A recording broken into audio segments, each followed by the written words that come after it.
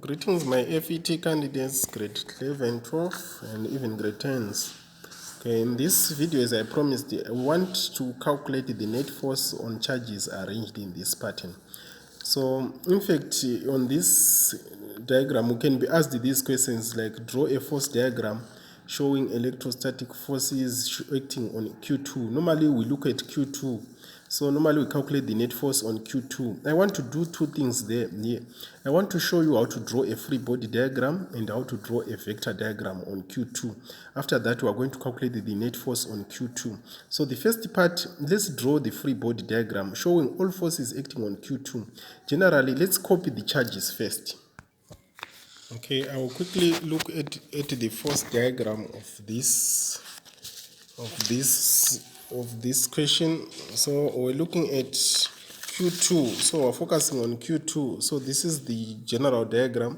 Then Q2 is experiencing a force from Q1. So Q1 is negative. Q2 is likely to move in this way. So it's being attracted. So this is the direction of F1 caused by Q1 on Q2. Then Q2 will also experience a force from Q3. So it's actually being attracted because they are unlike charges. So this is another force going down for which is F2. Then if you want to draw the vector diagram, you have to put like on a quadrant. So this is F1 from 0. We use the head to tail method. So this is the tail, this is the head. Where the head ends, we start another force F2, it goes down. So your resultant comes from the tail to the head of the another force. So this is the resultant force, which is F net. Now I want to look at how we calculate the net force on Q2. So I want to calculate the net force on Q2. The same thing, we use Coulomb's law. We have to calculate the force between Q2 and Q1 and calculate the force between Q2 and Q3. Now, here's how we can attempt this one. We have to calculate F1. F1 is between Q2 and Q1. So this is the formula. Then the distance is Q1, Q2, you square it. You substitute there the magnitudes of charges. This is 3 nanocoulomb. This is minus 3. You substitute. You divide by 100. You get your answer. It's going to the left.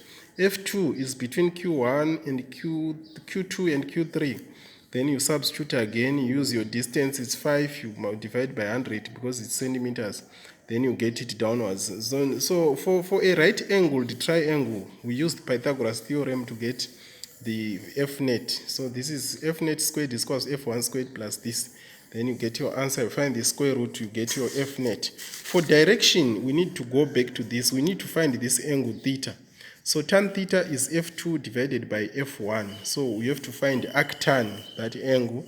Then once we find the degree, so this is our theta. Once we find the theta, it's anti-clockwise. If you look at it, it's anti-clockwise from negative x-axis. Or else you say 180 plus this theta. Then you say anti-clockwise from 0 degrees. So this is how you give direction. I want you to fill in the numbers, do the calculations here and complete.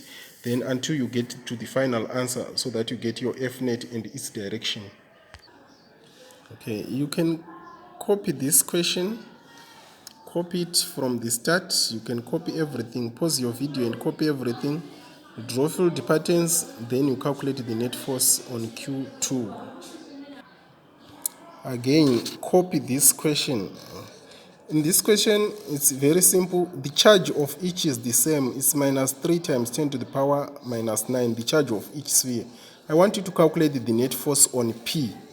Calculate the net force on P. Don't worry about the other question. Actually, it's written there. Calculate the net electrostatic force on P. So copy this one and calculate the net force on P. Apply the same way. Draw the free body. The charges are the same. All of them, they are minus 3 nanocoulombs, minus 3 nanocoulombs. Okay. In the next video, we want to look at electric field. So that is our next lesson. Thank you very much. Can you do this? I will send an exercise for these 3 videos. I will send an exercise that we can do in the evening. Thank you very much.